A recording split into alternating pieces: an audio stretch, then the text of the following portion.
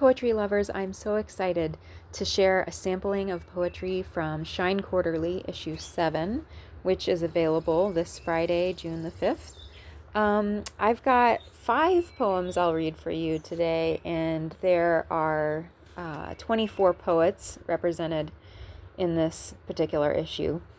And I would like to open with a poem by Kyla Hubel. Now, Kyla is the winner of Shine's inaugural Come As You Are Poetry Prize, which just launched this year, and her book will be coming out in July, so I hope you'll stay tuned for that.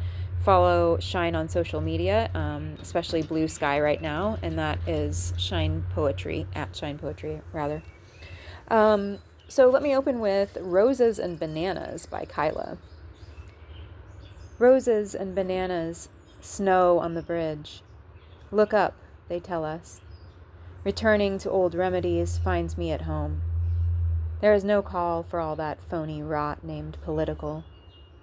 But many call there anyway, and fear rules the day. What passes is everything.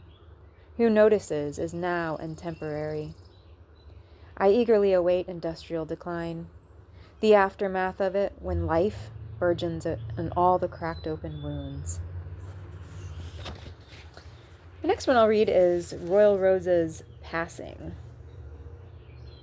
They said I disappeared, and later dragged the lake that fog and layers wrapped.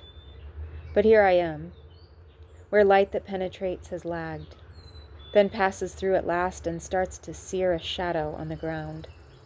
Ignore the pain. Regard it as a brief oasis, dull within a greater dullness. This terrain has moved, the earth will jolt, and life, a lull in breathing, must be altered. Grief, a nail that pins us to our bodies, never speaks a word we know is wrong, since words will fail. Love solves nothing, and whatever seeks to find me does not know the place I live. We just have our attention left to give. It's a beautiful one. So we'll move right on to a poem by Courtney Edwards. And this is a mother-daughter sort of poem. It's called Sea Braids, for Evelyn. When I'm the mom and you're the baby, you wonder, weaving time like the fine blonde hair of our matching braids, turning the years over and under with your magic toddler hands, cupping my face in your plush palms, imagining roles reversed. Mommy, when you cry, I will sing you songs about whales, you say, gently brushing strands from my eyes like some celestial veil that once divided our souls into mother and daughter. When we release our braids, we are shimmering mermaids, swimming with baby belugas, narwhal unicorns, and rainbow fish. We explore princess pink reefs, make baby beds from glittery seagrass. You anoint every shell, every opalescent fish scale, declaring them, beautiful, beautiful, beautiful. How I love to be in your arms, in your world. You bead bracelets, each piece a present. You tell me stories where endings are ever after. You hold me tighter than my mother ever could. Perhaps one day you will hold me when you are grown and I am overflowing with opalescent memories, when my time unravels down to my last thread, my silver braid released, a shimmering mermaid, back to the sea, where a veil lifts, and we are always together.